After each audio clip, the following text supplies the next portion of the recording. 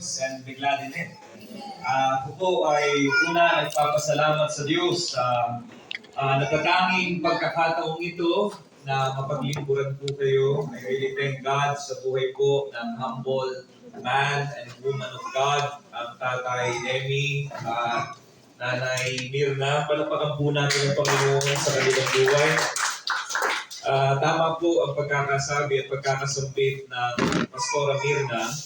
We just met last January. Ako po ay nagkasal dito po sa Tagaytay. Pero typically po ako talaga ay madalas pumunta ng Tagaytay. Last October, ako po ay naanyayahan ding magsalita sa isang iglesia at sa isang school conference. At ngayon naman po ay nabigyan tayo ng pagkakataon na magsalita sa isang pastor's conference. It really humbles me to know na ang ilan po sa atin ay dekada nang naglilingkod. Hindi po ako magsasalita dahil sa mas marunong ako sa inyo. Don't get me wrong. Biyaya lamang po ito ng Diyos. Naniniwala po ako na mas batikan. Puno na po kayo ng karanasan sa ministeryo. At marahil po ay madadagdagan lang natin ngayong umagang ito. At sa kabilang banda, ako din po ay matututo mula po sa inyo. Ako po ay nakapangaral na din mula Luzon, Visayas, Mindanao. Tuwing ako'y mangangaral sa mga pastor, ako po ay kinakabahan talaga. Siyempre, pastor Bible school students pa. Ang pagkakapareho lang po din natin, pasaway din po ako nung nagba-Bible school. Can I talk Taglish? If it is fine with you? Hindi ko po magawang mag-English eh. Actually, okay, hindi ko po magawang mag-English ng dire-diretso. Taglish, ano? Kaya po nung ako po inanayahan sa Vietnam at Malaysia magsalita, sabi ko, kada wrong grammar, may love gift kayo sa akin. Kaya po nung nagsimula yung sermon hanggang matapos wrong grammar. So, salamat po sa Diyos na ako po ay nabigyan ng pagkakataong makasama kayo. Hindi lamang po ang magturo, pagkos yung maka-fellowship po kayo ng simple kwentuhan, makitawa, makikain, at ito po'y tunay na pagpapala sapagkat ang mga lingkod ng Diyos ay tunay na pagpapala para po sa atin. Today, let me remind you, brothers and sisters, that nothing you say today that you will learn. So, listen. Wala kang sasabihin ngayong araw na ito na ikaw ay matututo. Kaya mahalagang ikaw ay makinig. Listening attentively, it dignifies the speaker. It edifies the believers. And it glorifies God. Amen? So napakahalagang tayo po ay makinig. Ang salita pong listen sa scripture ay isang malaking tema, consistent theme. Katunayan, ang Hebrew word po ng salitang listen ay shema. Okay? You listen, pay attention, and then put it into practice. Ngayon, sa New Testament, ang pakikinig ay isang malinaw na tanda ng tunay na tupa ng Diyos. Ang sabi po doon, they hear me and they know my voice. So, ibig sabihin, ang pakikinig ay isang malaking parte ng iyong Christian life. Katunayan, ito po'y paglilingkod. At ang sabi po ni Pablo, faith cometh from what? Hearing. And? Hearing of the word of Christ. So, ngayong pong umagang ito, wala po tayong ibang gagawin, kundi po makinig ng salita ng Diyos. And I have given a task to expound yung pong dalawang malalaking topic. Actually, nagulat po ako. Ang una lamang po namin na pag-usapan ng Mami Mirna ay ipapaliwanag ko po sa inyo ang sovereignty of God. At lumipas lang ang ilang araw, nag-chat siya ulit. Pwede bang isama mo na yung immutability of God? Yung pong mga topic na yan ay hindi po biro. Okay? It is no joke to explain those huge topics. Yung pong sovereignty and immutability, pasok po yan sa tinatawag na incommunicable attributes or characters. Pag sinabing communicable, yun po yung mga attributes ni God na pwedeng ma-impart, pwede niyang i-impute, pwede niyang ibigay at idawat sa atin. Unlike incommunicable attributes, sovereignty, immutability, aseity, etc., etc. Pag sinabing communicable, pwede niya ilagay sa atin. Halimbawa, God is love. So therefore, we ought to love one another. God is kind. Therefore, be kind to one another. So yun po yung mga karakter niya na pwede niya i-impart. And we are to imitate and to manifest those characters. Unlike those attributes na pang sa kanya lang. Exclusively na attributed lang kay God.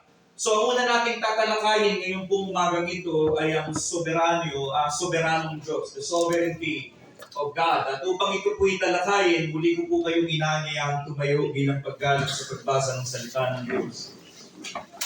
And I know that you have brought your Bibles with you. Makibukas po kayo sa atin sa Isaiah chapter 6, the Locus Classicus, pagka pinag-aaralan po ang kabanalan at pagiging soberano ng Diyos.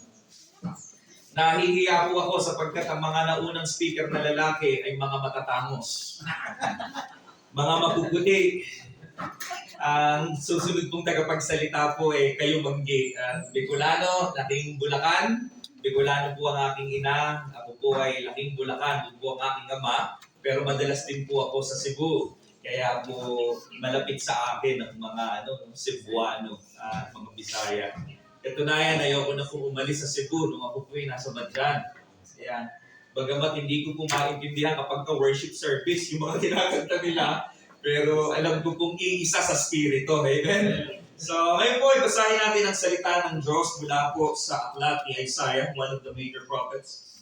Chapter 6, beginning in verse 1 down to verse 8.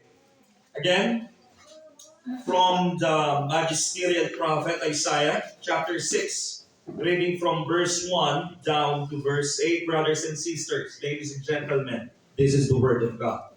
Ang salita ng Diyos. Can we read it alternately? Basahin po natin ang salitan malakas at malinaw bilang paggalang sa salita ng Panginoon. The inerrant, infallible, the authoritative word of God. And I will be reading from Magandang Balita Biblia. Kahit ano pong rendition ninyo, okay lang po. Basta salitan po tayo. Kung sa verse 1, kayo po sa verse 2, hanggang marating natin yung succeeding verse. Verse 1, noong taon na mamatay si Haring Uzzias, nakita ko si Yahweh na nakaupo sa isang napakataas na trono. Ang laylayan ng kaniyang kasuotan ay nakalatag sa buong templo. Verse 2, please.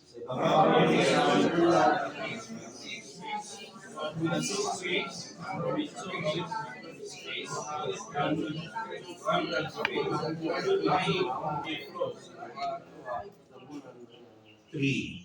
Sinasabi nila sa isa't isa ang mga ganito.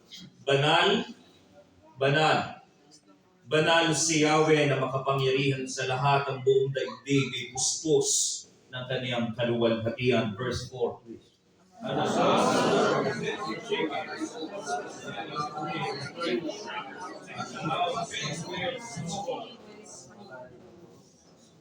Five.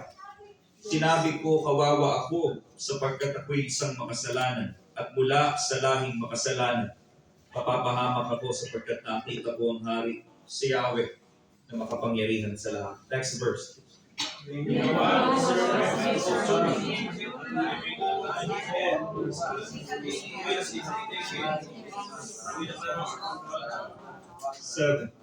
Idinampi niya ang baga sa aking labi at sinabi, ngayong naidampi na ito sa iyong mga labi, tinatawad ka na at nilinis na sa iyong mga kasalanan. Last verse, please, verse 8.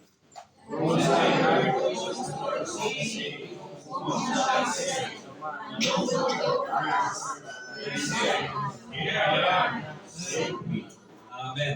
May the good Lord that blessings upon the reading of His Word. Lahat po ng may pandinig ay matinig. Tayo po'y manandaling manalangin. The old Anglican prayer, Father, what we do not know, teach us. What we cannot do, help us. And what we are not, make us. For the sake of your Son, Christ Jesus, the head of the church. Amen. Tayo po'y makakupo na.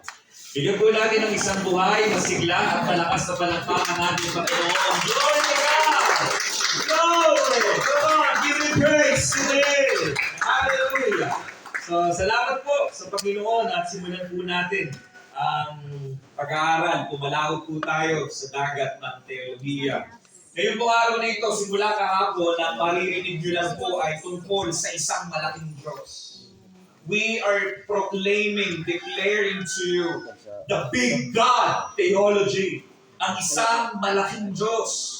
Diyos na ating sinasamba, Diyos na ating pinupuri, Diyos na ating pinaglilingkuran. At naririto po, bago ko po ay ipakita yung slides natin, may English ba yan? May English version. So, bago ko po ipaliwanag yung nasa notes po ninyo, ay i-expand ko muna po at ipapaliwanag ng maigi yung pong Isaiah chapter 6. I really like expository preaching. Isaiah chapter 6 ay logos classicus kapag ka ipinapaliwanag po ang sovereignty and holiness.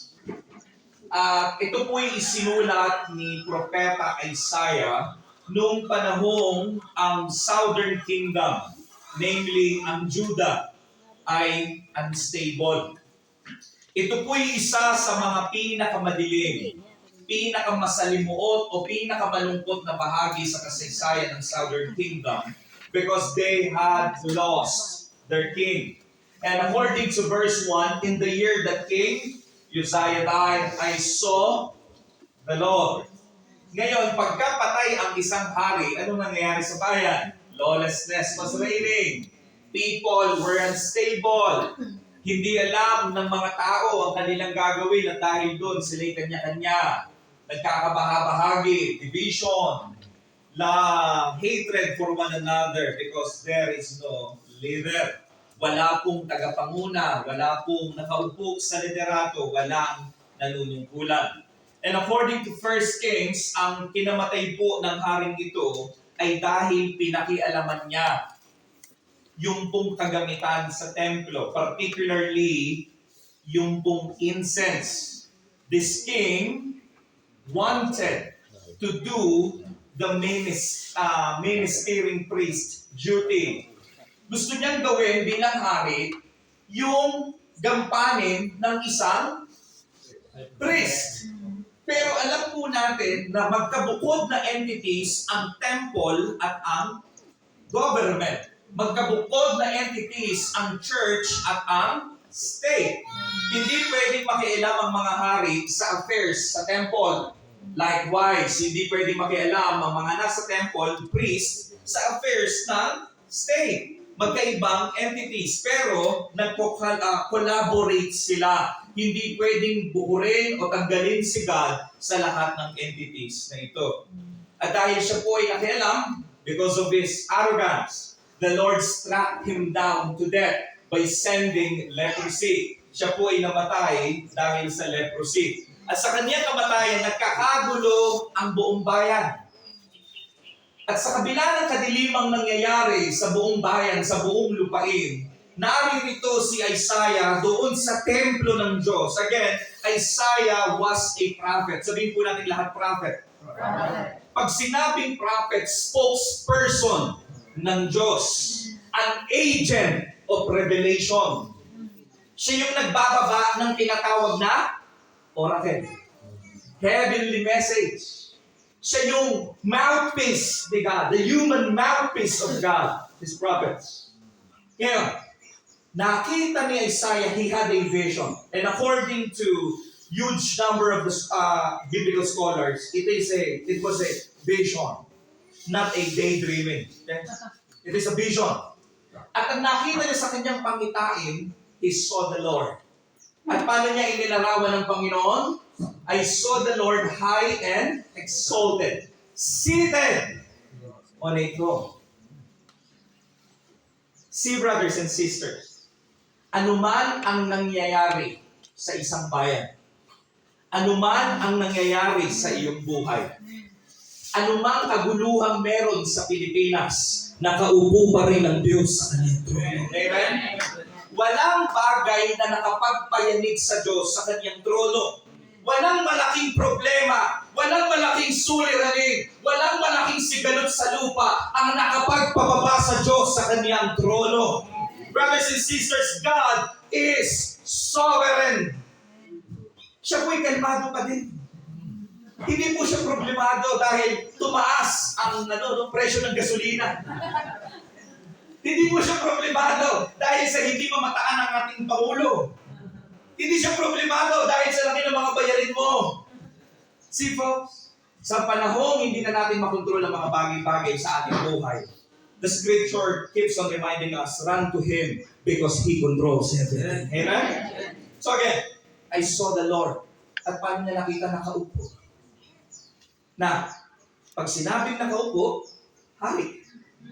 He saw the sovereign king. Now, let us compare the first verse doon po sa verse 3. Sabi dyan sa verse 1, papasukin yung verse 1. I saw the Lord. Sa verse 3, let us compare. Ang sabi dyan, holy, holy, holy is. Now, notice the difference. I want you to take notice carefully the difference. The translators use the same word, Lord. But they were translating two different Hebrew words. So verse 1, Lord, capital L, small o, R-D. Ano ang tinatranslate?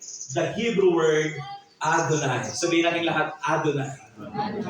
Noong pong araw, hindi po pwedeng sambitin ang pangalan ng Diyos ng tuwiran. Dahil po sila ay theonomy, God governed. Noon, wala pang hari before Saul, King Saul. If they were asked, where is your king? The Israelites will just look up. There.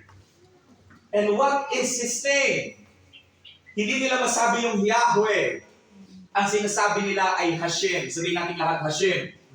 Na ang kahulugan ay Dine, Dane.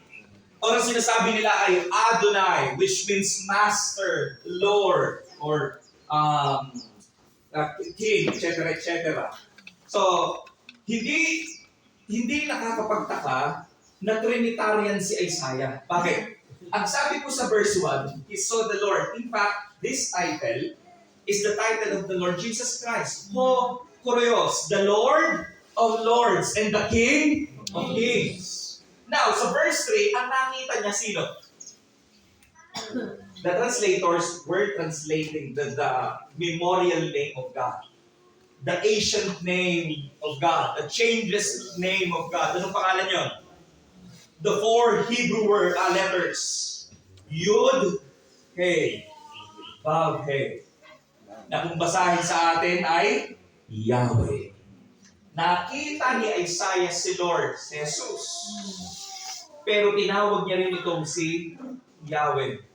Nakita niya ang tunay at buhay na Diyos. Actually, hindi lang po ito isang beses nangyari. Katunayan sa Book of Acts, noong si Stephen po ay binabato, malapit na siya mamatay, he saw Jesus sa kanang trono ng Diyos. Ibig pong sabihin, mga kapatid, totoo talagang naghahari ang ating Panginoon. Now, tingnan po natin yung ating mga notes. Sasagutin natin, gaano kahalaga ang sovereignty sa ating buhay, sa ating ministeryo, at sa ating pong pag-asa bilang mga mananampalataya. Now, hinati ko po ito sa tatlong bahagi. We will answer big three questions about sovereignty. But before that, let me share to you a historical account or writings from our church fathers or church men sa church history. Ito po'y compiled, so Westminster Confession of Faith, chapter 3, paragraph 1. Sabi po nila, God from all eternity did, by the most wise and holy counsel of His own will, freely and unchangeably ordain whatsoever comes to pass. Yet, so, as thereby neither is God is the author of sin, nor is violence offered to the will of the creatures, nor is the liberty or contingency of second causes taken away, but rather established. Now, lilinawin lang po natin.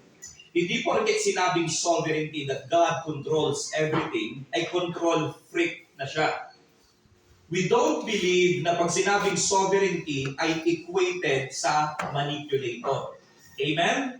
God is not the author of sin. And later on, mas titingnan natin yan. We will take a closer look. According to Psalms 103 verse 19, the Lord, Yahweh, the Lord has established His throne in the heavens, and His kingdom rules over all. So the sovereign king, si Yahweh. Now, let us answer the big three questions. Number one, what does absolute sovereignty means? Ano ba ang kahulugan ng salitang soberano or sovereignty? Now, let me use the three words na nagsisimula sa R. His reign, His rule, and His right. Number one, His reign. Pag sinabing ang Diyos ay soberano, siya po ay naghahari. Pag sinabing ang Diyos ay soberano, siya ay namamahala. At kapag sinabing ang Diyos ay soberano, meron po siyang karapatan. Kahapon po'y ine-explain ng Tita Mirna kung anong uri ito ng karapatan. He is questionable to none, accountable to none. He does whatever He pleases, whenever He pleases, however He pleases, He ever pleases. So ngayon mga kapatid, naintindihan natin na kapag sinabing ang Diyos ay soberano, siya'y nakaupo sa kaniyang trono. He remained unbothered. Amen? Ang ganda nun, ano?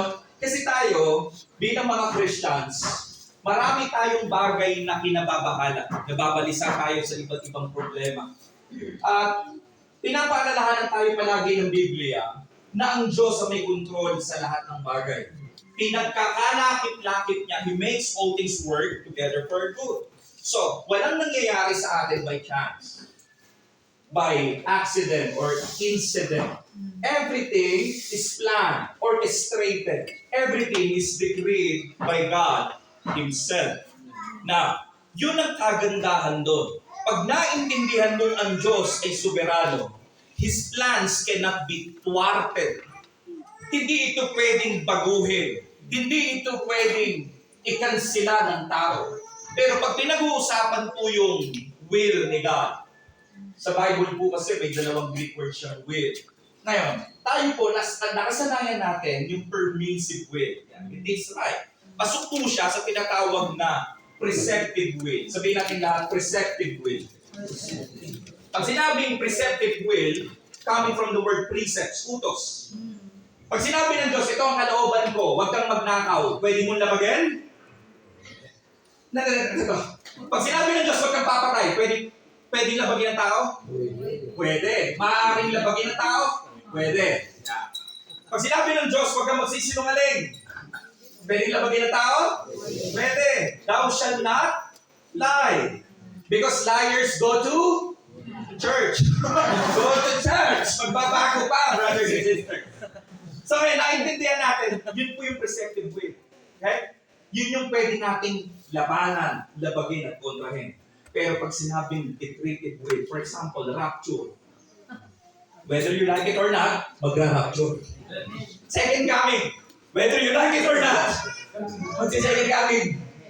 Yun ang gusto ko sabihin, mga kapatid, meron siyang kalooban na hindi natin kayang banggain. At sa kanyang pagiging soberano, kapag nilapag natin yung preceptive will niya, may kabayaran yun. Sapagkat ang utos ng hari ay hindi pwedeng mabali.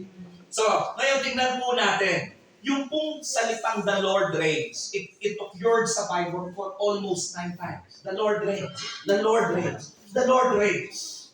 At tuwing isusulat ito ng mga salmista, ang nakapaloob doon sa psalm ay psalm of desperation, psalm of despair, psalm of pain.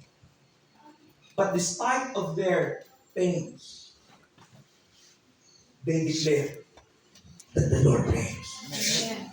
The Lord is still sitting upon a throne. Brothers and sisters, let me submit to you, this is the favorite doctrine of God. R.C. Sproul once stated, this is the favorite doctrine of God. And if you were God, this is your favorite doctrine too. Ito ang paboritong doktrina ng Diyos na siya'y soberano. siya'y malaya sa kanyang kagustuhan, na hindi po siya maapektuhan ng anong kaganapan o kalungkutan, problema na ating pinakaharap. Katunayan, ang sabi po dito, please note, God is the supreme, all-power ruler over all creation, exercising absolute authority over nations, and human beings. His dominion, ano po sabi dyan, is meticulous, purposeful, and unconditional. Tandaan niyo po yung mga adjectives na yan, meticulous, purposeful, and unconditional. Meaning, His will cannot be thwarted, and all events occur according to His plan. Nangyayari sangayon sa kaniyang plan. Bagamat hindi natin nakikita, kasi tayong tao, nakikita lang natin tayo ngayon. Hindi natin nakikita yung dulo. Pero meron tayong pag-asa sapagkat ibinikta na ng Diyos yung mangyayari sa dulo. Now, let me use an illustration. Madalas po kaming manood ng movies kasama po ang aming mga young people sa church. Say pastor, hindi naman po ako mahigpit sa maraming bagay. So, minsan po, nanonood po kami ng Squid Game. You know Squid Game? Squid Game. Squid Game. Ngayon, habang nanonood kami, ini-spoil nila. Ikwento. Ayaw pag nanonood ako ng movie, ikwento. Nagagalit ako. Sige, ikwento nyo pa yan. Sige, pastor, ilalagdag yung bata, gano'n. Sige, ikwento nyo pa yan. Tatayo ako, uuwi ako. Ngayon, sa madali kong sabi, nainis ako. Hindi naman natatapos yung movie, kakakwento nila. Ngayon, ba't mo po sinasabi ito? Why am I telling you this? Bakit nila ikwento? Kasi alam na nila yung natapusan.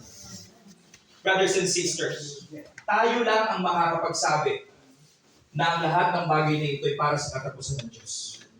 Para sa katapusan natin sa pagpapala at kaluwalhatian ng Diyos. Brothers and sisters, we know how the story ends. Sa atin pa rin ang huling halakhak. Amen? Palapakan po natin ang Panginoon. Isipin niyo, kahit pala yung problema natin, ang dulo, kaya, ang liit lang ng pagsubok natin kumpara sa kaligayahan, inihanda ng Diyos para sa atin. For Paul says in Romans chapter 8, verse 23, ano po ang sabi niya doon? Hindi maikukumpara ng mga kapighatian ngayon. Ang kaluwalhatian parating. Gabutin lang ng bigas ang problema mo na nasa bulsa ng Diyos. Gabutin lang ang buhay natin ng bigas o ng mani sa bulsa ng Diyos. God is sovereign. This is the big God theology. Because God knows only how to triumph.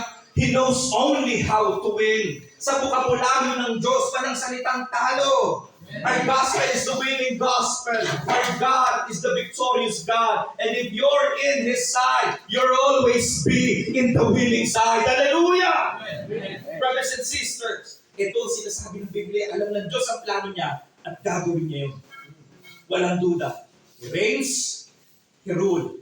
Siya'y namumuno, namamahala. At ano-ano po yung sakop nito, mga kapatid? Sagutin natin ang ikalawang tanong. How wide the scope of God's sovereignty is. Now, let me state from A.W. one of my favorite theologians. Sabi po niya, God does as He pleases, only as He pleases, and always as He pleases. None can thwart Him, none can hinder Him. Okay? Malinaw yan. Biblical yan. Sound yan. At kung paano niya pinamamahalaan ng lahat, siya ang may likha ng lahat. The doctrine of ex nihilo. Ngayon, tingnan natin. Ano-ano yung sakop? May nakakaligtas ba? May nakakatakas ba? Meron bang hindi sakop ng kanyang soberanya? Alam po ninyo tayong tao, by nature, no, we are rebels. We are haters of authority.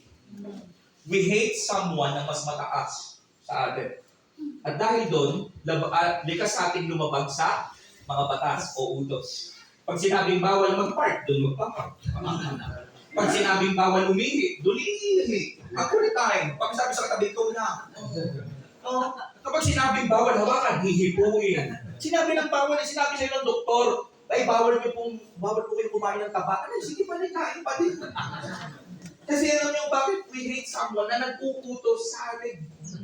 Ngayon, sa ating conversion, sa ating pagkakakilala sa Diyos, binigyan niya tayo ng bagong puso at bagong espiritu. At dahil doon, nagkaroon tayo ng bagong nature. If anyone is in Christ, he is a new creation. Sa ibang salin, creature. May bago tayong naturalesa. Ang isang Kristiyano, ligaya niya ng sumunod sa Diyos. Ngayon, sa scope ng sovereignty ni God, wala pong nakakatakas dyan. We are to live coram Deo, under the authority of God, before the face of God, in the presence of God. Tingnan natin ang sakop. Isipin nyo to, no? Sa bahay, sino authority? Tatay, nanay. Paglabas mo ng bahay, meron kang pinabibilangang barangay. Sino ang authority? Kapitan, kagawad. Paglabas mo ng barangay sa municipality ninyo, sino ang authority? Ang mayor, ang mga konsihal. Paglabas mo sa municipality mo sa ibang lalawigan, sino? Ang mga gobernador. Sa buong Pilipinas, ang presidente. Pero sa bawat panig ng mundo, sino ang authority? Ang Diyos. You cannot escape authority. Therefore, we can say we cannot escape sovereignty. At tingnan natin ang sakop ng kaniyang soberanya. Next slide, please. Number 1, His sovereignty over His creation. Buksan po natin ang ating Bible. Psalms 135. Ano po ang sabi po doon? Psalms 135, 6 and 7. Ito po ang sabi. Whatever the Lord pleases, He does. In heaven and on earth. Alam niyo, walang nangyayari sa lupa na una tago sa Diyos. Nothing can be hidden from the sight of the Almighty. Tama? Tingnan niyo kung paano maganda. Minsan po ako nag-preach sa Calaka, Batangas, malapit po dito eh. Tinitingnan ko yung daigdig. This creation is preaching that God exists. It sings the majesty of God. The heavens declares, according to Psalm 19 verse 1. Nagpapahayag, nangangaral ito. It preaches that God is true, God is real, He exists. You cannot escape Him. Sa lahat ng pupuntahan mo, nangangaral yan. Because God is everywhere, nothing can be hidden from His sight sa kanyang creation. Tingnan niyo po ito. Walang pabagsak na ibon na hindi niya alam. Tinutusan ni Jesus or isinumpa ni Jesus yung fig tree na hindi na mamunga. Yung kaniyang kapangyarihan sa kalikasan. Inutusan ni Jesus yung tubig na umalma. Peace be still. Naging kalmado yung tubig. Because He is the Lord over nature. He turned water into wine. Nothing is impossible for God. Nothing is too hard for the Lord. Because He is sovereign. It is He who makes the clouds, rises of the end of the earth, who makes lightnings for the rain and brings forth the wind from His, ano po sabi dyan? Storehouses. Ganda, no? Alam niyo kahapon na-mention yung talata na as far as the east is from, ganun niya din inaalis ang ating mga kasalanan. Now, let me ask you, bakit hindi north at south?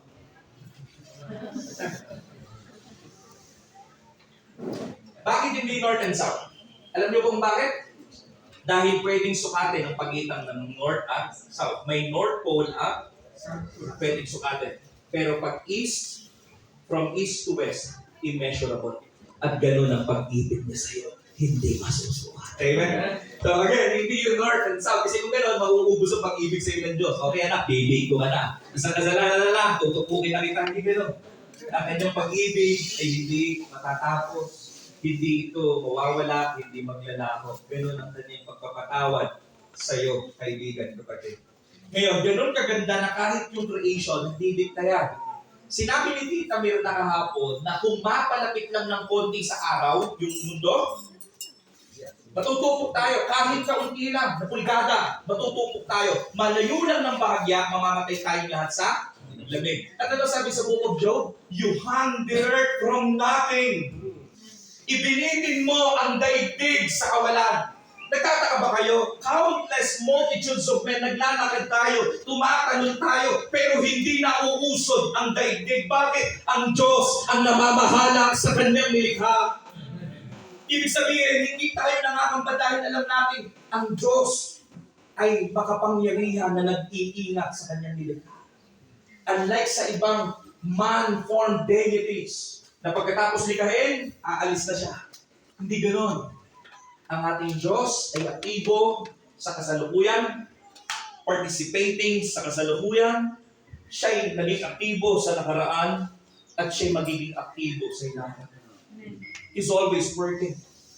Ngayon, ang kagandahan dito, yung creation niya, alam niya ang nangyayari dito.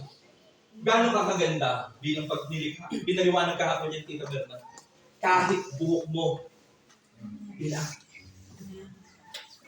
If there's a design, there must be a designer. If there's beauty, alam mo kaya hindi ka tanggap-tanggap, nagaling ka sa unggoy, pakicheck mo yung katabi mo. Imposible. Imposible talaga. Hindi ka tanggap-tanggap, nagaling ka sa malaking pagsabog, big bang tsuri, hindi ka mukhang sabog.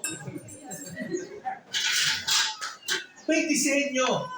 Kahit pakiramdam mo, pastor, parang nagkamali ang Diyos sa pagbibigay ng kulay ko eh. Dapat kakulay ko yung nagsalita kahapon eh. Hindi siya nagkamali. Amen? Kasi ang kagandahan ay depende sa tumitingin. At ang totoo niyan, alam niyo ba yung mga ganito? Ganito kulay? Sa Spain, ano to eh? Hinahanap nila. Tayo sa Pilipinas, nagkukumari tayong chinita, no? Pero pinalaki ng mata natin. Sa Korea, nagpapadilat sila ng mata. Kasi gusto nila mas maganda sa kanila yun. Di ba? Sa ibang bansa na-appreciate yung mga pako. Dito pa rin yung paano mo, paritokin mo lang ito. Kasi hindi natin naiintindihan na yung ating significance ay galing sa soberano ng Diyos. Our significance comes from Him alone. Now, let me use an illustration. For example, nandito po si Juan Luna. You know him? You know him? Juan Luna, isa sa ating mga kinikilalang bayani. At tulad ni Tita Berna, is also a painter. Now, kung maaaring magkakaroon dito ng exhibit, nagpinta si Tita Berna, si Juan Luna at ako. Sa tingin nyo, sino yung pinakamura? Pinaka-cheap sa lahat. Siyempre yung akin. Dahil hindi naman ako kilala. Because the work of a creation, depends on its creator. The work of an invention depends upon the work of his inventor. Mas bibili ng mahal yung kay Juan Luna. Kasi si Juan Luna yun. Now let me remind you, God created you and He never created a junk. Amen? Nalikha ka ng Diyos at pag tinitingnan ka niya, you are wonderfully and what? Fearfully. Nakakatakot ka. Ikaw ay wonderfully and fearfully made. Palapakan natin ang Panginoon. Come on! Over His creation, siya po ang namamahala. Sumunod po. Over His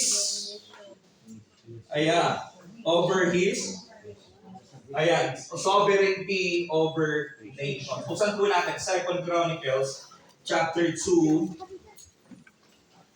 chapter 20, verse 6. And he said, the Lord, O God, God of our fathers, are you not the God of heaven? You rule over all the kingdoms of the nations. In your hand are power and might, so that none is able to withhold you. Brothers and sisters, hindi tayo pwedeng kumontra sa Diyos sa mga bagay-bagay na nangyayari sa lupa. Halimbawa, yung nangyayaring sigalot sa Middle East. May tanong ako sa inyo, alam ba yun ng Diyos? Alam yun ng Diyos. Ngayon, nagugulat pa ba kayo may mga ganon? Hindi na. Bakit? Nasa Bible eh. Alam niyo minsan, nagpe-pray tayo, Lord, patigilin mo na. Patigilin, itinagdakan niya. Patigilin na. Ano gusto sabihin? Panginoon, habang may gera, palakasin mo kalooban namin. Yung dapat na prayer eh.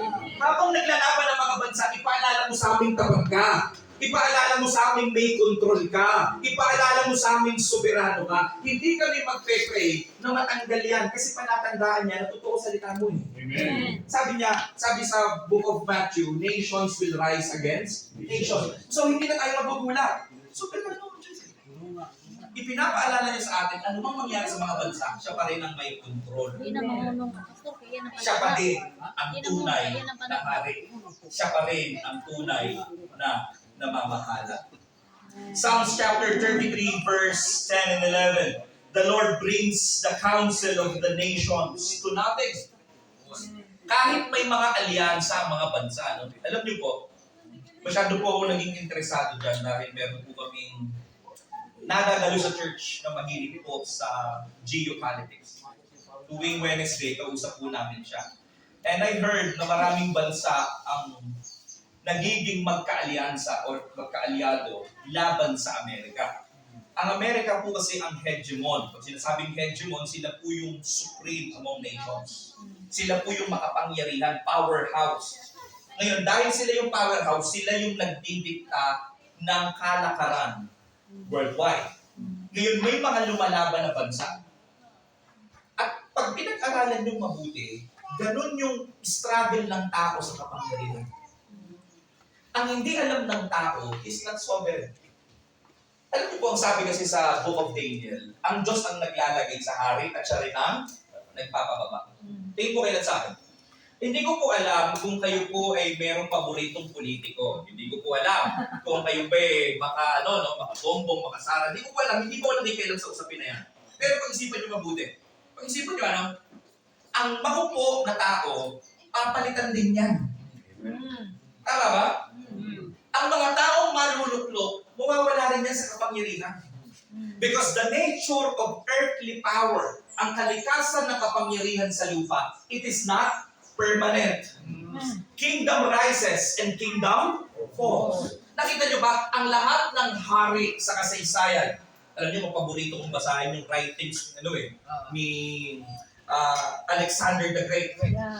Alam niyo po, dakilang tao yun. Pero at the age of 32, yun, namatay na, 32. At sa kanyang kabaong, ang nagbuhat mga doktor. Ano ibig sabihin? Walang doktor ang magdadagdag sa buhay mo. Nakalabas yung kamay niya. Ibig sabihin, wala kang madadala pag namatay ka. Nakita niyo, dakilang tao yun.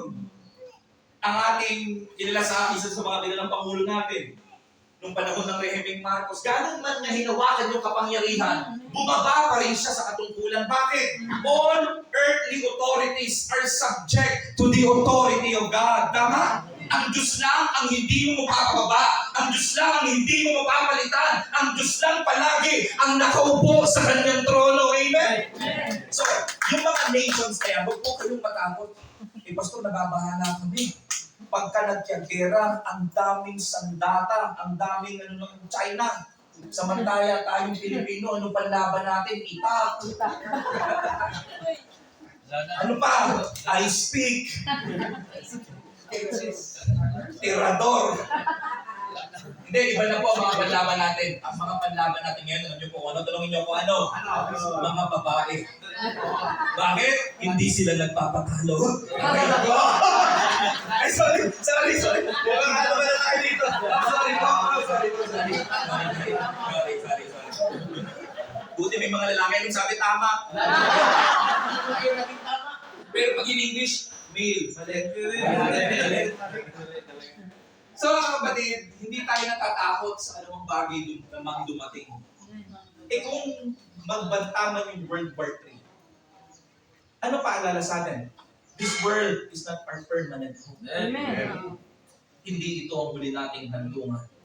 We will reign with God for all eternity. Because you and I, as believers, we are destined to reign. Palapakan po natin ang Panginoon. Sumunod, His sovereignty over human free will. Crucial ito. Dito nyo naman malaman kung ako ba'y living sa isang school of thought. Lagpasan na natin. Okay. I use the word free will because I know that some of you ay naniniwala sa free will. So do I. Ang tao ay may kakayanang magpasya. Halimbawa, nagpasya tayo yun ang susuotin natin. Hindi yan idiligtas sa'yo ng Diyos. Na bukas na umaga, magputi ka. Ano gano'n? Kagabi, nung natulog ka, pasya mo yun. Pero nung gumising ka, desisyon yun ng Diyos. Tama? Pero sa ating buhay, pasya mo kung ikaw ay pupunta sa conference. Pero isipin mo, kahit magpasya ka, pero kung hindi pinahintulot ng Diyos, kaya nga may mga hindi natuloy. Oo. Process nyo.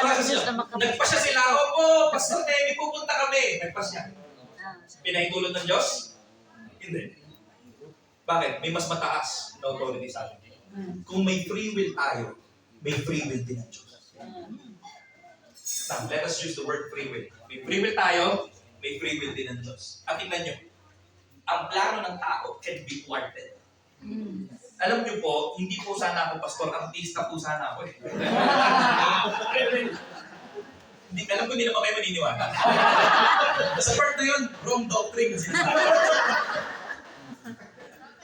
Ngayon, kahit anong plano mo, hindi talaga, alam niyo po noon, hindi talaga, wala po kasing pastor sa lahi namin. Ako po ang kauna-unahang Christian. I became a Christian December 13, 2009. Kaya ako saludo ko sa inyo. Baka hindi pa ako buhay, naglilingkod na kayo eh. Yung iba po sa inyo, chronologically advanced. Huwag nyo nang alamin yung meaning.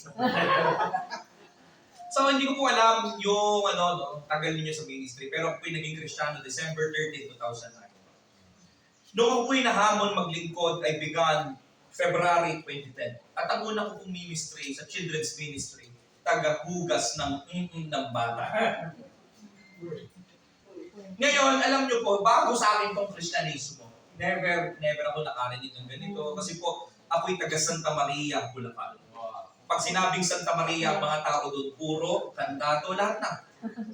Basta katoliko sila. Katoliko lahi namin. Pero kami mga kamag-anak sa Bataan, Iglesia ni Cristo. So dalawa lang po yung aming family religion. Either Catholic or Iglesia. Pag lumagpas ka doon, ang tawag sa'yo, puro pot. Hindi nyo din po siguro alam yung salita na yun. Protestante, parang yun yung sasabihin, puro pot. Pero ginawang puro pot, yung tulog ng putot. So parang madumi, parang gano'n. Bad connotation. Ngayon, nung narinig ko yung gospel, December 13, 2009, ang Diyos ang nagbigay ng pananampalataya, pag-isisi sa aking puso. Nagpa-altar call yung pastor, nagtatakbo ko. Kasi for the very first time, may narinig akong tunay na pag-ibig. I was really longing for genuine love.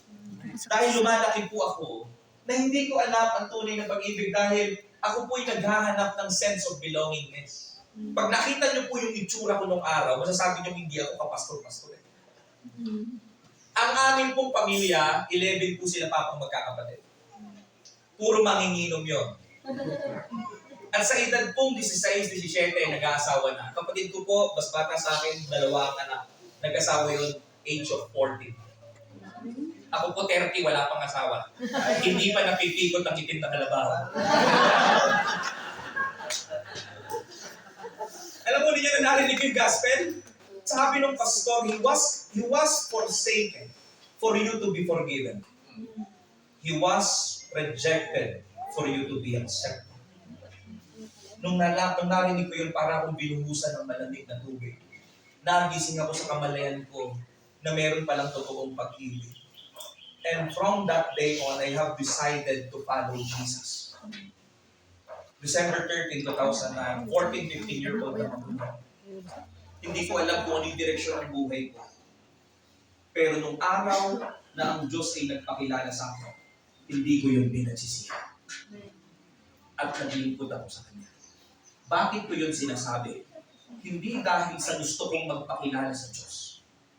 Hindi ako ang naghanap sa Diyos. Romans 3:11, walang naghahanap sa Diyos. Ako at ikaw, tayo ang hinanap ng Diyos. Hindi ang Diyos ang nawala, ikaw ang nawala, ikaw ang hinanap ng Diyos. Amen?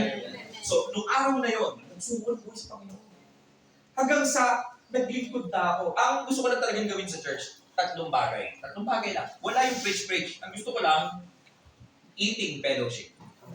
Laki po akong mega church, Word of Hope Christian Family Church, Assemblies of God nga ni. Isang malaking church. Sanay po talaga ako sa isang malaking church na kung saan hindi mabilang ang tao. So ang pangarap ko lang noon, puro kainan. Ganda talaga sa mga born again church. Laging may kainan, bayat-maya. Kaya yung mga papalad, malapad. Tingnan nyo. Malapad, ano? So, ayan nangyari. Sumunod, ang gusto ko lang sa born again church, kantahan. Napakasaya. Ang una ko natutunan na kanta, One Way Jesus.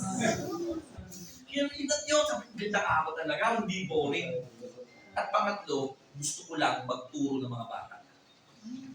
Kasi nga po, lumaki po ako, hindi ko masabing patid ko eh. Dalawa lang kami. Papa kasi 11 sila, dalawa lang ang anak. So gusto ko magturo sa mga bata. Sabi ko, magiging masaya ako sa children's ministry. Kasi ang children's ministry, titingnan mo lang yun eh. Bagamat ako, gusto ko magturo, pero ayoko silang sawayin. Hinahayaan ko lang sila. Hanggang sa isang araw, ang Diyos ay nangusap sa akin sa kanyang salita. Luke 14:33, yun yung verse. And He prompted to my heart, I want you to serve me and I want you to preach. Sabi ko, Lord, ikaw ba yan? Nagdududa ako kasi alam niyo kung bakit?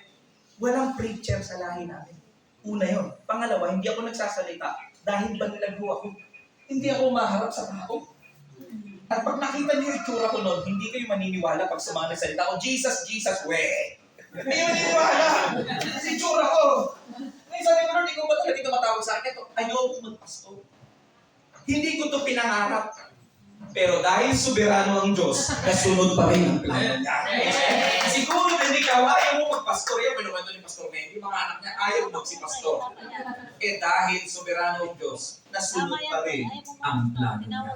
Takbuhan mo man, layuan mo man, tanggihan mo man, pag tinawag ka ng Diyos, His gifts and His callings are irrevocable. Amen? So, yun ang totoo. Hindi ko ginusto, pero gusto ng Diyos. Hindi nyo ginusto, pero gusto ng Diyos. Paano niya yun ginagawa? Sa human affairs, sa ating free will.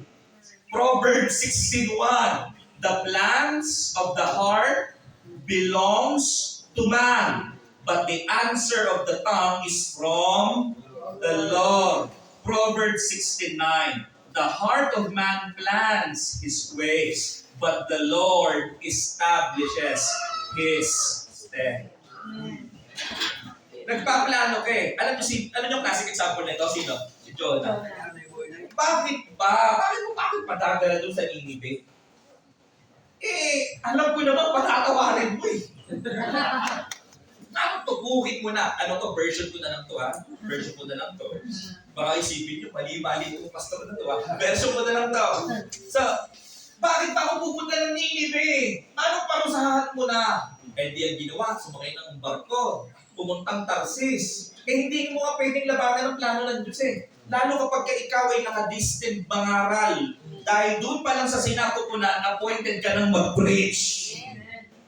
Di ang nangyari, ano po ginawa ng Diyos? Pinaintulutan na siya po'y mapunta sa tiyan ng malaking dilis. Isla pala, malina naman. Nakikinig pala kayo, kaya nakakatulog na kayo eh. So, napunta sa malaking isla, So, 3 days, actually, sinasama pa rin nila yung sa kanilang sa kanilang Yom Kippur. Yun yung nire-recite nila sa Yom Kippur, yung Day of Covering or Atonement. They remember the story of Jonah. So, pagkatapos nung niluwa siya, nagpunta siya, sumunod na siya. Mga kapatid, mga kamanggagawa ko, mga iginagalang kong pastor, ang Diyos, nakialam siya sa plano mo. Hindi para mapasama ka, kundi para mapabuti ka.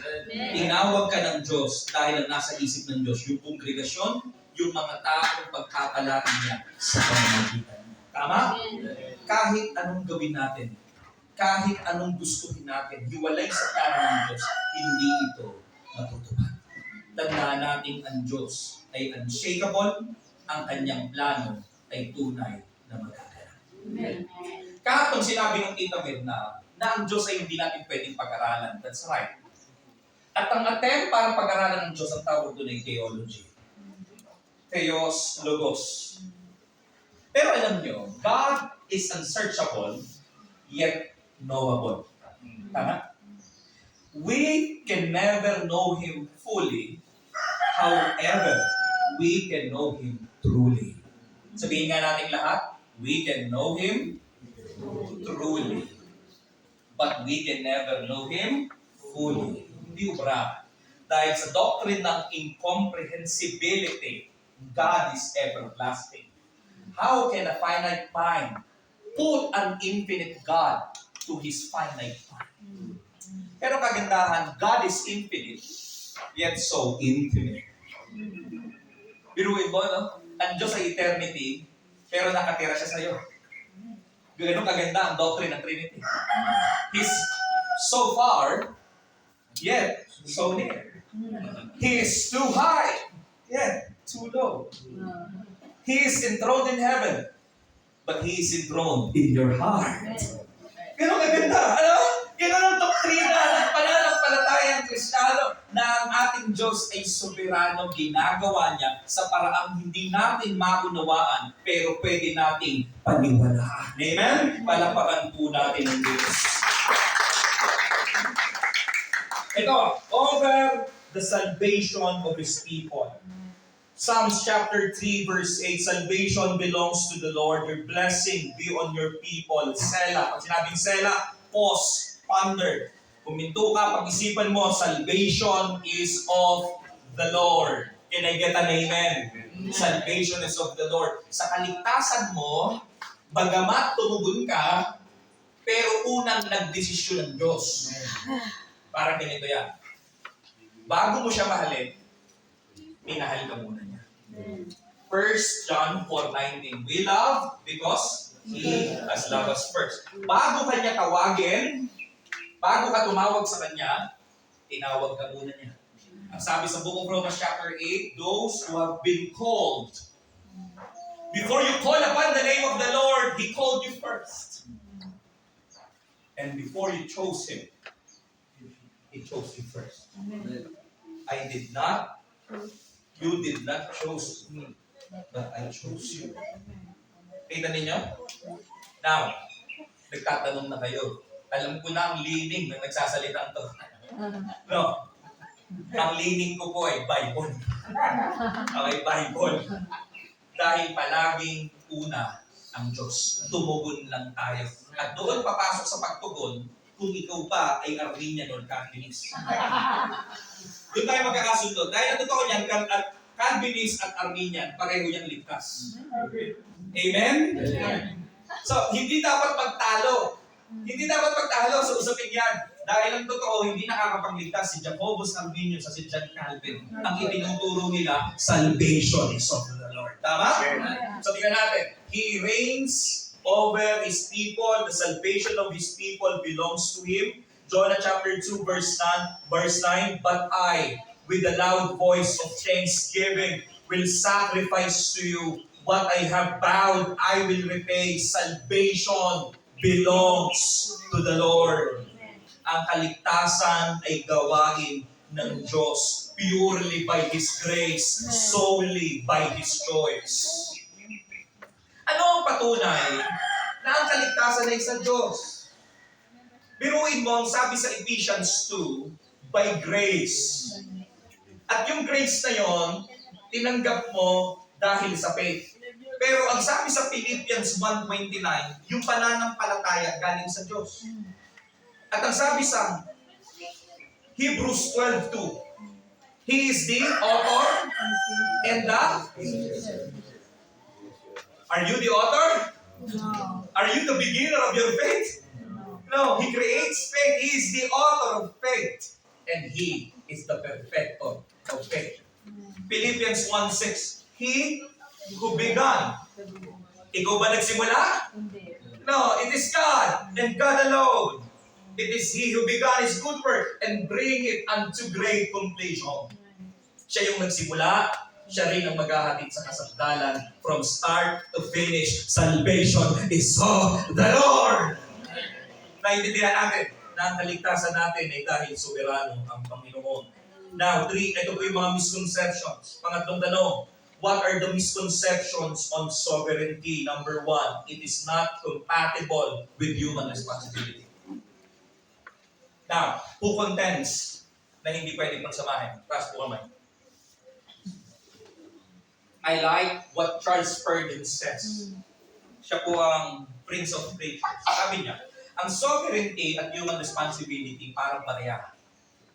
Magkabilang mukha. Magkasama yan. Ibig sabihin, hindi mo pwedeng paghiwalayin. Too much emphasis of sovereignty will make God evil. Too much emphasis of free will make God impotent. Okay, tingnan natin. Sa Garden of Eden, mga pastor pa talaga ito, mga pastor. Garden of Eden, bakit inilagay ng Diyos yung puno doon? Ngayon, alam niyo magkakasala, yes or no? Now, panindigan natin yung sovereignty. Ang Diyos ang nagtakda ng fall. Anong tunog? God is the author of sin. Hindi pwede. Hindi pwede. Hindi siya pag-author ng sin. Sabi ng 1 John chapter 1 verse 5, God is light, and in Him there is no darkness at all. Isaiah 6:3, God is holy, holy, holy. He is Kodesh, Kodesh, Kodesh, thrice Agyon. Hindi pwedeng siya ay gagawa ng bagay na ipupus niya yung tao magkasala. Labag sa karakter niya yun. Pinaliwanag ng tita, Tita Mir na kahapon. He hates sin. Therefore, He is holy. And if you are holy, you hate sin. Ngayon, too much emphasis of free will. Kaya sila nagkasala kasi ginusto nila. Ngayon, kung sabihin mo ginusto nila, bakit hindi nahadlangan ng Diyos? Now, I would like to submit to you, it is a divine mystery. Dahil may mga bagay na ang Diyos lang ang makakasagot. Gusto niyo po ba malaman ang sagot niyan? Humarap na kayo kay Lord. Tanungin niyo siya. Mauna na ako. Isipin niyo. Pagharap niyo sa Diyos, ilang Diyos ang makikita ninyo?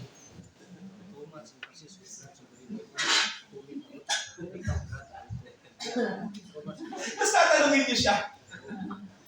Alam niyo po kung bakit? Yung sinasabi ni Tito Bernard, yung salitang perfect, hindi mo mapaperfect yung definition. Pagpunta tayo sa perfection, at doon sa ating perfect state, doon masasagot ang lahat ng ating mga katanungan tungkol sa Diyos. When we personally behold the face of God, He will personally answer your questions.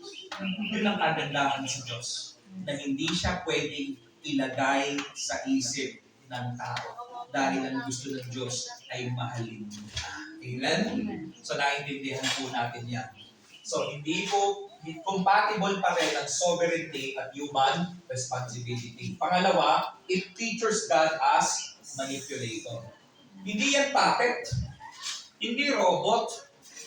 Ginawa niya talaga merong kagustuhan, free moral agent. Yun ang gamit po ng mga provisionist. Free moral agent ang tao. Tama. Kasi kung walang kakayanang magpasya, walang pag-ibig. You cannot force someone to love. Tama?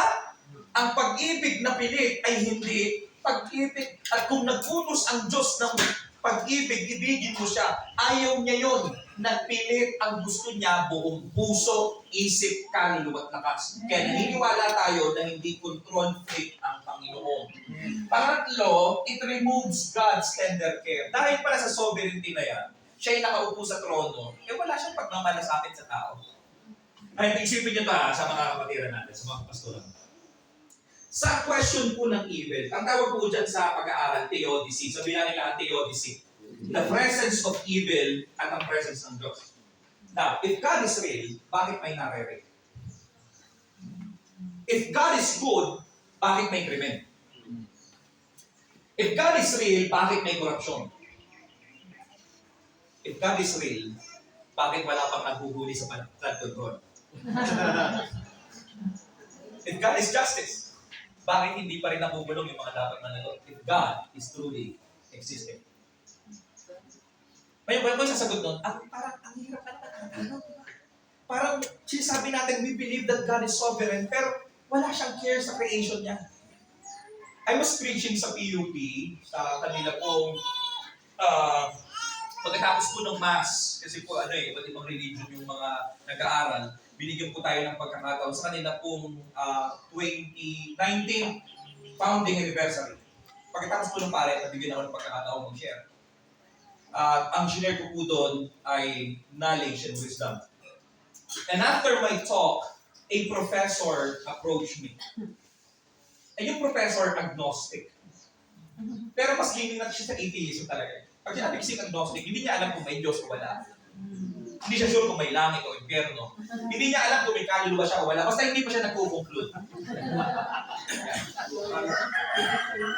Ngayon ang kanyang pinakamalaking tanong, theodicy. May kinalaman sa theodicy. Sabi niya sa akin, Pastor, kung totoo ang Diyos mo, na sinasabi mo kaninang marunong, bakit may krimen? Bakit may pinapatay na infante? And then I asked him, naniniwala ka bang masamang pumatay? Naniniwala po ba kayo masamang pumatay? Bakit kayo naniniwalang masamang pumatay? Sabi sa akin ng professor, yes, I believe that killing is a sin. Now I asked him, why did you say that killing is a sin? Nag-isip siya. Dahil nasa batas. Yes? Ngayon, bakit may batas? Ano ang basis ng right at wrong? Pag sinabi mong walang Diyos at naniniwala kang may masama, nagko-contradict yun. Pag sinabi mong walang Diyos at naniniwala kang may kasamaan, nagko-contradict yun. Kaya nga hindi totoo ang atheism. Ang atheism ay parang magnanakaw, wala pang magnanakaw na hinabol ang pulis. Wala pang atheist ang maghahanap sa Diyos. Ayaw talaga nila sa Diyos. At isipin nyo, kung walang Diyos, walang atheist. Dapat nga, thankful pa ang mga atheist na may Diyos eh. Kasi kung walang Diyos, walang atheist. Hindi ba ba't na-invento yung atheism? Alam niyo ba ang atheism yung pinakahangal na bagay sa buong mundo? Bakit? Mga demonyo naniniwala. Sabi ng James chapter 2, even demons, they tremble, they believe. So masakot pa sa demonyo ang mga atheist. Ngayon, isipin mo mabuti, no? Pag sabi sa akin ng professor na gano'n, nag-isip siya bigla. Sabi niya, paano mo nasabing may Diyos pero may kasamaan? Dahil ang totoo, kaya may kasamaan, dahil totoong umiiral ng Diyos. Dahil kung hindi umiiral ng Diyos, hindi mo pwedeng sabihin may mabuti at may masama. Dahil kung may kautusan, if there's a law, there must be a law giver. He is a moralist being, sabi ni Tita Ana. Naintindihan natin? So doon sa kaisipan na yun, malalaman natin na hindi niya inalis yung kanyang tender care. Why he would allow evil? Because without evil, nadaan yung puto, why he would allow sin to came and to enter sa atin? Dahil kung walang kasalanan, walang gospel. Dahil ang gospel, namatay siya para sa mga kasalanan. Kung hindi ka nagkasala, hindi siya mapapatay. Kung wala ang kasalanan, hindi siya magpapatawad. Hindi siya makakabag. Kung wala ang kasalanan, hindi dakila ang kanyang pag-ibig. Sinabi naman, nakikita ko na yan kahapon. Sabi niya, kaya dakila ang pagliligtas.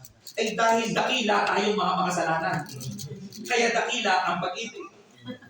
Naintindihan natin? So without sin, there is no gospel. And God allowed sin to come because He will punish sin and the sinners. And He will glorify His name. Nandun pa rin yung tender care niya. Alam niyo kung bakit? Tatapusin niya ang lahat ng paghihirap na ito. Tutuldukan niya ang kasalanan. He allowed sin to came to the table and He will put a period sa kasalanan. At alam natin yan, sa ating glorification, totally eradicated ang kasalanan. Amen? Palapakan natin ang Panginoon. Lastly, ito tumatagal na yung aking pangangaral. How sovereignty relates to our pastoral task. Ito na, implication na to. Pastor, do you suffer? Yes. Iniwan ka na ba ng miyembro mo? Lumipat doon sa naging guest speaker mo?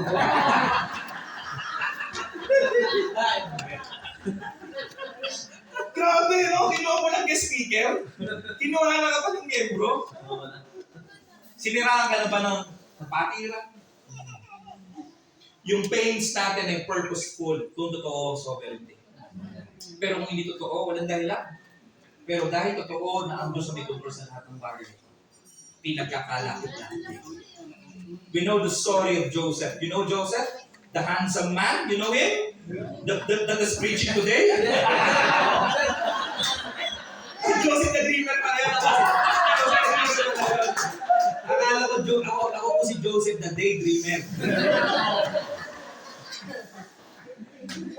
And sabi ng scripture, the Lord was with Joseph. At ang sabi sa Genesis 50 verse 20, you meant it for evil, but the Lord meant it for good. Amen. What the enemy meant for evil, what people meant for evil, the Lord can use it and turn it for good. Yung pains natin sa ministry, kasama na talaga yan. Sabi po ni Rick Warren, our greatest ministry comes from our deepest pain. Ang isang bagay na hindi mo iniyakan, hindi mo mahal. At kung iniyakan mo na ang ministeryo, kung na problema ka na sa ministeryo, kung nagsakripisyo ka na sa ministeryo, tunay mong pinapahalagahan ng paglilingkod. At dahil naghihirap kami, purpose and cause. Kaya tayo naghihirap sa ministry, kaya tayo may mga pagluha para ipaalala ng Diyos.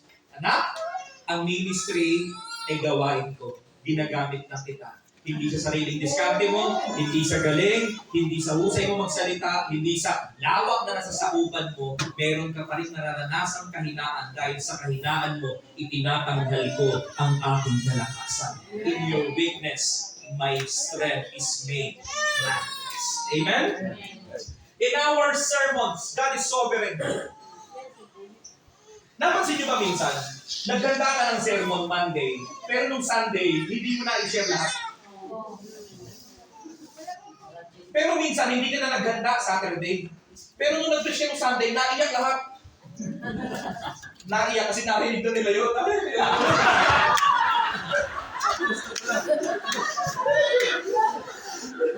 Narinig na pala nila yun. Nakakaiyak naman si Pastor. Tawid-ulit para nanay ko. Pero alam niyo, kung pagka-in-highlight natin sa ating sermon ng Diyos may control, ang mga tao, nagsisimula silang magkaroon ng kumpiyansa sa buhay.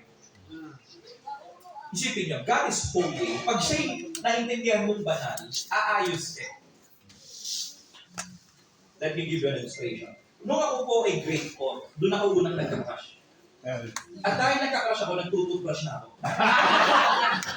Napaka-crush. Nung nagka-crush ako, naligo na ako ng matagal. Nagka-crush ako, natuto na ako mag-gel. Kasi na-attract ka. Pag naintindihan mo na ang Diyos banal, maa-attract ka sa Kanya, hindi ka matatakot. At kapag ka na-attract ka sa Kanya, be holy, for I am holy, says the Lord. Aayusin mo yung sarili mo, yung preparation mo sa minisa, pag sa sermon. Pagka nag-aral ka ng Bible, tinuturing mo yung Bible na salita ng Diyos. At hindi mo siya i-misrepresent. Dahil ang tungkulin ng isang pastor ay ipahayag ang whole counsel of God. Nothing more, nothing less, nothing else, but the whole counsel of God. Malinaw? So, sermon natin, dapat highlight na ang Diyos ang magaling, Diyos ang may control, siyang makapangyarihan, hindi ikaw, hindi ako, hindi ang church na ito, ang Diyos lamang. Tama? In our evangelism, ano po ang inutos sa atin? Go, therefore, and make converts.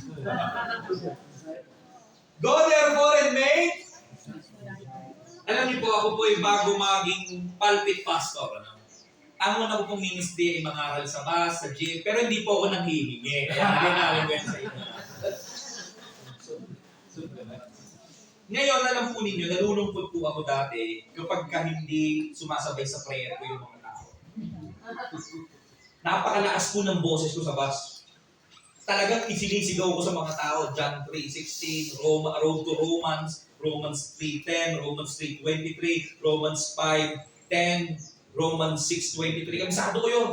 And I will present the gospel sa mga tao. Nalulungkot ako, sabi ko, Panginoon, bakit ba hindi sila masave-save? Hindi ba ako magaling mag-preach? Alam niyo tayo minsan, iniisip natin sa galing nating magpaliwanag, kaya maliligtas ang tao. Hoy, gising! Hindi ganon! Kaibigan kong pastor, ginagalang kong pastor, hindi po tayo ang inutusan ng Diyos magligtas. Gawain niya yon. At pagligtas na, i-disciple natin. Part na natin yon. To aid the sanctification, we need the church. But the justification, part yun ng Diyos. Amen? Amen. So sa evangelism, hindi ka na mamomroblema kung tatanggap o hindi. Pero ayaw mo talaga lumayan eh. Pinatanggap mo talaga eh. Ngayon, ayaw mo lumayan doon na makikita yung fruit. Hintayin mo yung fruit niya. Kasi totoo, we are to labor in teaching. Hindi naman sinasabing porket sa Diyos ang kaligtasan, hindi ka na magtuturo. Tingin sa akin. If the Spirit's works is illumination, ang preacher ba ay pwedeng mag-convince? Yes or no? Kapatid, kung hindi ko tungkulin mag-convince, 5 minutes lang ako mag-preach dito. Tungkulin natin mag-convince. Amen? Hindi yung babanatan mo, nang sabihin mo, ang Diyos ang nagliligtas, bahala silang pumunta sa church. Extreme yun! Dahil ang Diyos nagpili-pili na siya, bahala na siya magdala doon, basta kami sitting pretty sa church. No, because God is sovereign, success guaranteed. Pagka nag-preach ka, tutugon yung mga taong binigyan ng Diyos ng pananampalataya. Alam niyo po, noong una kong narinig ang rapture, pinag-aralan ko mabuti yan. Ginawa kong mensahe yan sa mga classmate ko. Sabi ko, bumalik si Jesus at maiwang kayo. Alam niyo, ang una kong mensahe talaga, pananakot. And guess what? Yung mga classmate ko na yun, wala kayong Christian doon. Pero nagulat ako nung college na sila. Nagkaroon sila ng classmate na Christian. Invite sa church. Yun yung mga naglilingkod na. Naalala ko dati, sineshare ko yun. Walang talab. Kasi hindi pala siya nag-share. Ang kaligtasan ay gawain ng Diyos. So kapag tayo ay nag-evangelize, kailangan natin matutunan na ang Diyos ay soberano. Siya ang may control, siya ang kikilos. Ang gagawin lang natin, be faithful to your teaching. When God's word is faithfully preached, that's when God's voice is truly heard. Ulitin ko. When God's word is faithfully preached, that's when God's voice is truly heard. Kung nais talaga ninyong iparinig ang boses ng Diyos sa mga tao, ipangaral nyo ang salita ng Diyos. Huwag nyo nang dagdagan ng kung ano-anong mga teknik. Hindi ito palakasan ng salita. Hindi ito pagandahan ng... Alam niyo po yung mga churches ngayon, hindi nadaan sa pagandahan ng church. Sige, magpaganda kayo ng tutugan para maraming magsimba. Magpalaki kayo ng church para maraming masave. Idinadaan sa carnal means. Kaya nung nakuha na yung carnal need, umaalis na dahil hindi talaga gospel ang ipinupunta. Tama? Tayong pastor, tayong mga lingkod ng Diyos, ang nais natin ay ipangaral ang ebanghelyong nagbabago ng buhay sa mga tao. Because evangelism ay gawain ng Diyos sa pamamagitan natin. In our prayer, God is sovereign. Let me ask you, if God is in control, why pray?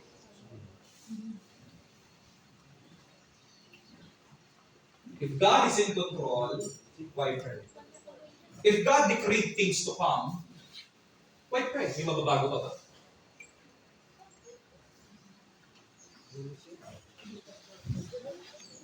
It is not about our prayer. It is about God to whom we pray. Pag-isipan nyo ito. Bakit pa tayo nananalangin? Hindi para lang makuha yung mga gusto natin sa Diyos. Nananalangin tayo dahil ini-enjoy natin ang Diyos. Yesterday, we talked about the fatherhood of God. You know why you must pray? Because God is your Father. Tingnan ninyo, bago ka pa humingi, sabi sa Psalm 139, before I speak even a single word, alam mo na yun. Ang sabi sa Matthew 6:32, alam ng Diyos na inyong ama sa langit ang inyong mga pangangailangan. Malinaw? Bago ka pa humingi, alam ng Diyos. Ba't ka pa hihingi? Alam naman pala niya. Bakit? Let me use an illustration. Meron po kami ka-churchmate na bunsong babae. Siya po yung bunsong babae. Her name is Hannah. Nakausap ko po yung tatay niya. Siya po yung nag-aaral sa isang pamantasan na napakamahal ng tuition. Itong si Hana, nahihiyang manghingi ng pangmatrikula. Pero alam niya naman na yung papa niya may pera. Ngayon yung papa niya, na-oobserbahan siya, itong anak ko na ito, ayaw lumapit sa akin. Ang paninindigan ng papa niya, pag hindi ko nanghingi, hindi ko bibigyan. Bakit? Ang gusto ng ama, hindi lamang yung sagutin yung pangangailangan. Ang gusto ng ama, lumapit yung anak para maglambing. Likewise, lumalapit ka sa Diyos at ang gusto ng Diyos, hindi lang katagpuin ang pangangailangan mo. Ang gusto mismo ng Diyos, ikaw bilang kanyang anak. Lambingin mo siya. Enjoy your intimacy, your intimate moment with God. Amen? So in prayer, God is sovereign. He knows everything. He decreed all things now. Why pray? Because it is an exercise of faith. And faith, listen up, faith is not a belief that the Lord will do what you want. Faith is a belief that the Lord will do what is right and according to His purpose. Can I get an amen? And lastly, in our worship, hindi mo aawitan ng malaking pagsamba ang maliit na Diyos. Ang bibigyan mo lang ng malaking pagsamba ay ang malaking Diyos. Hindi mo bibigyan ng papuri ang Diyos na problemado. Ang bibigyan mo lang ng papuri ay ang Diyos na nakaupo sa kanyang trono. Hindi mo aawitan ang Diyos na malungkot. Aawitan mo lang ang Diyos na palaging firm sa kanyang desisyon.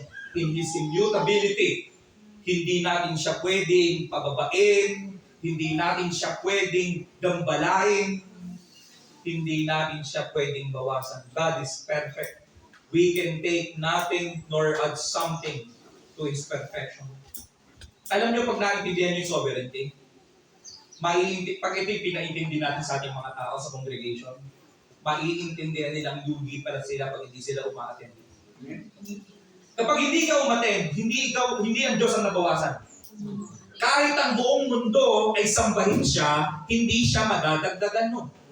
At kahit tumalikod tayong lahat sa Kanya, hindi siya mababawasan nun. Sa makatuwid, sumambarat, hindi, God is God. Man without God is nothing, but God without man is still God. Naintindihan natin na perpekto, soberano ang Diyos. At sa katapusan, to conclude,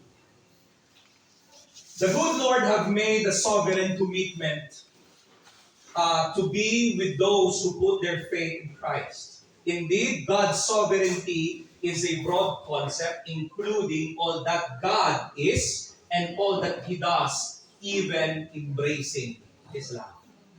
Today, pastors, my brothers and sisters, we have heard that God is sovereign. Adore Him, love Him, serve Him more.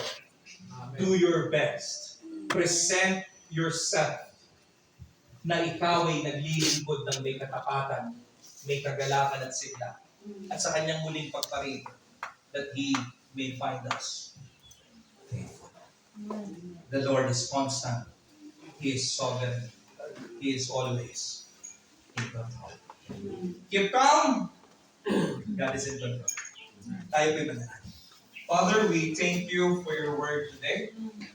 Salamat po sa buhay ng aking mga kapatid at mga kamanggagawang pastor. Salamat po sa buhay ng Pastor Nemi, ng Nanay Mirna. You have used them to bless your servants. Salamat po, Panginoon, sapagkat alam namin na anumang pagsubok sa ministry, ipapanalo mo pa rin kami. Ang laban ay sa iyo at hindi kami matatalo ng anumang mga bagay na sumusubok na kami papagsakin. Sa aming mga pagdapa, tatayo kami. Sa aming pong panghihina, babangon kami. Hindi dahil sa kaya namin, kundi dahil may biyaya ka sa aming mga buhay. Salamat po sa katotohanan na ikaw ay soberano. Kami ay hindi. Tatakbo kami sa iyo, magtitiwala kami sa iyo. Ikaw ang may-ari ng ministeryong ito at ang pamamaraan mo ang nais naming sundin. God's work done according to God's will never lack God's supply. Salamat po sa pangalan ni Jesus. Amen.